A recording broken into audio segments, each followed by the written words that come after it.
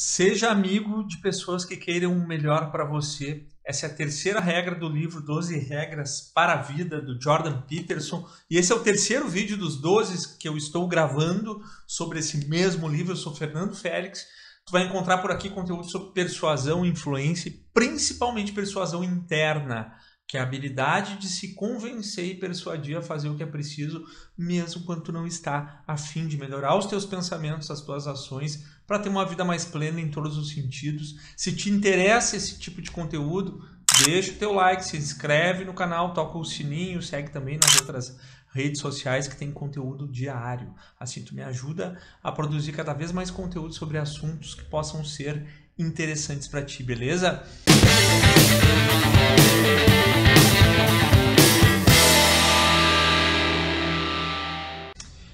Ele começa o capítulo falando da cidade onde cresceu, Fairview, no norte do Canadá. Lugar pequeno e muito, muito frio, onde não tinha muito o que fazer, sabe como é que é? Cidade pequena, fria, aquele clima e tal. Se tu não tem amigos, já era. Então as amizades salvavam por lá. E aí ele conta a história de um amigo que ele tinha na época, ele chama de Chris. Provavelmente o nome do cara não é Chris mesmo, ele quis preservar e inventou esse nome. O Chris lia bastante, era um cara inteligente, mas a família não valorizava ele muito. Então ele era bem na dele, irritado, um pouco ressentido.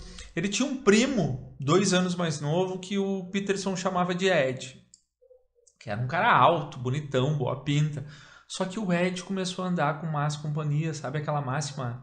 Diga-me com quem andas, que eu te direi quem és. Pois é, eu até gravei um vídeo sobre isso. O fato é que o Ed estava numa turminha meio barra pesada. E aí eles descobriram a maconha, que segundo o próprio Peterson não é ruim para todo mundo, como o álcool. O álcool pode ser ruim para todo mundo, mas é ruim para uns quantos. E aqui entram o Chris e o Ed. Não era legal para eles.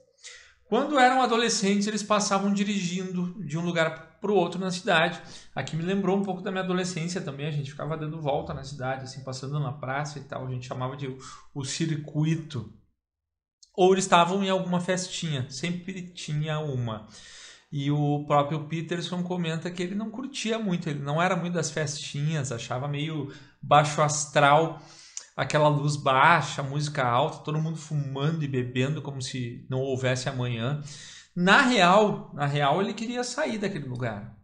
Como a maioria de quem mora em cidade do interior, em cidade pequena, quer criar asa e ir para longe. E aí ele foi para a faculdade, a 150 quilômetros dali, entrou para a União dos Estudantes, se apaixonou por filosofia e literatura, começou um jornal com alguns colegas, se enturmou com os professores, estava tudo em ordem. Ele comenta um outro fato que eu me identifiquei também, que uma cidade pequena, todo mundo te conhece, tu arrasta o teu passado contigo. E quando tu muda de cidade, é como se zerasse, as pessoas não te conhecem. Eu passei por isso 2 vezes. Primeiro, quando eu fui promovido pela primeira vez e fui para uma cidade do interior chamada Passo Fundo, ninguém me conhecia, eu me enturmei muito fácil, mais fácil até do que na minha própria cidade. Depois, quando eu mudei para Porto Alegre também, eu percebi essa mudança drástica. Uns 15 anos depois disso que o Peterson contava, ele estava morando em outra cidade com a irmã dele e ficou sabendo que o Ed, o primo do Chris, estava na mesma cidade e resolveu convidar para ir na casa dele trocar uma ideia, saber como estavam as coisas, enfim. E o cara estava muito diferente, estava mais velho, careca, uma postura meio ruim, assim, estava acabado. E junto com ele veio um amigo completamente doidão, completamente chapado, falando das partículas que se espalhavam pelo teto, nesse nível de chapadeiro o cara tava. Ele mandou os dois embora, né? Lógico, mandou embora de casa. E aí ele se pergunta por que eles não conseguiram melhorar o ambiente, as amizades, a vida no geral. As pessoas são diferentes, têm personalidades diferentes, experiências, traumas, crenças. Mas será que é só isso? O Chris, perto dos 30, teve um surto psicótico e depois se suicidou. E diz que teve relação com a maconha, esse suicídio dele, enfim. Será que a filosofia nihilista que ele nutria levou a esse fim? Porque eles escolheram lugares e pessoas que não puxavam para cima, gente com uma vibe baixa. E aí ele diz algo bem interessante. que algumas pessoas, quando não estão afim de assumir responsabilidades, acabam escolhendo pessoas parecidas para conviver, até para justificar as suas falhas. É a compulsão à repetição do Freud. As pessoas criam seus mundos com os recursos que têm. Se os recursos são falhos, é provável que o resultado também seja falho. Quem não consegue aprender com o passado repete os mesmos erros até o fim. É autossabotagem na prática. Em parte, talvez destino, em parte, incapacidade. Ou será que falta vontade, preguiça, zona de conforto?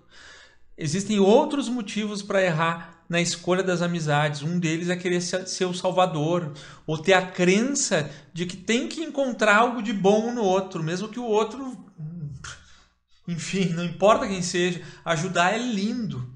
Mas como saber se a pessoa quer realmente ajuda, que ela vai se puxar para fazer a parte dela? Quando essa vontade de ajudar não é por ingenuidade, pode ser narcisismo, vaidade, busca por aprovação e reconhecimento. Às vezes, quando tu tem uma intenção super positiva de puxar alguém para cima, tu mesmo pode ser puxado para baixo. Cuidado, é muito mais fácil descer do que subir. Aí ele diz: mas o próprio Cristo fez amizade com os coletores de impostos, com as prostitutas, porque eu julgaria quem tenta ajudar o outro? Porque o Cristo era o arquétipo do homem perfeito. E tu é tu. Ponto. Uma vez eu estava dando uma palestra e falando da importância de cuidar do corpo para a mente funcionar bem, aquela coisa de mens sana in corpore sano, enfim, um cara da plateia falou: mas e o Stephen Hawking, que é um gênio e vive numa cadeira de rodas? E eu respondi: tu não é o Stephen Hawking, então trata de te cuidar para aumentar tuas probabilidades de viver mais e melhor. Hoje eu não responderia assim, mas foi no reflexo, assim, sistema 1. A verdade é que tu não sabe se a tua tentativa de ajuda, por mais bem intencionada que seja, não vai te puxar para baixo. A não ser que tu atenda pessoas, que tu seja um profissional que vive disso, que atende todos os dias. Eu atendo pessoas todos os dias, eu estudo comportamento, por exemplo. Eu tenho horas de voo e estudo sobre o assunto. Agora, se tu não tem isso, fica mais difícil. Pô, Félix, mas então eu não devo ajudar ninguém? Não é isso. Cuida para não entrar num autossacrifício. Eu costumo dizer que empatia em excesso também é ruim. Imagina uma linha onde uma ponta é o extremo do egoísmo e a outra é o extremo da empatia. Todo extremo é ruim. O ideal é ter uma harmonia, focar em ti, no que está no teu controle.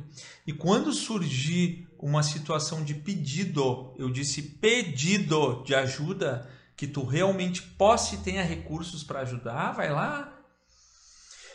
Pode ser que essa pessoa esteja em maus lençóis por culpa dela mesma, bem provável.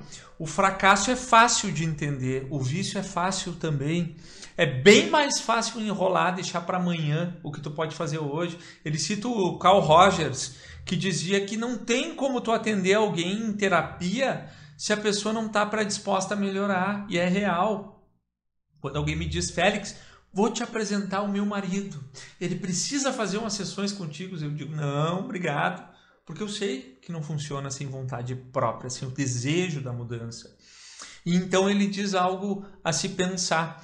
Se tu presta atenção nisso, anota, se tu tem uma amizade que não recomendaria para tua irmã, para o teu irmão, para um pai ou para o teu filho, o que justifica essa amizade? Lealdade? Lealdade não é o mesmo que burrice. Lealdade tem que ser laica, negociada, ganha-ganha. A amizade é um acordo recíproco, senão não é amizade. Tu não é obrigado a ajudar quem está fazendo do mundo um lugar pior. Tu deve se associar aos que querem fazer do mundo um lugar melhor, isso sim. E não fica pensando que é mais fácil se juntar com quem quer fazer do mundo um lugar melhor. Não é. Mas tenha coragem. Te protege da compaixão e da piedade desprovidas de senso crítico. Seja amigo de pessoas que queiram o melhor para ti. Se tu gostou desse vídeo, compartilha com quem merece. Comenta aqui embaixo, deixa o teu like. É muito importante ter o feedback. Semana que vem eu vou falar sobre a 4ª regra. Compare a si mesmo com o que você foi ontem, não com quem outra pessoa é hoje. Um forte abraço e até breve. Persuasão interna é só aqui.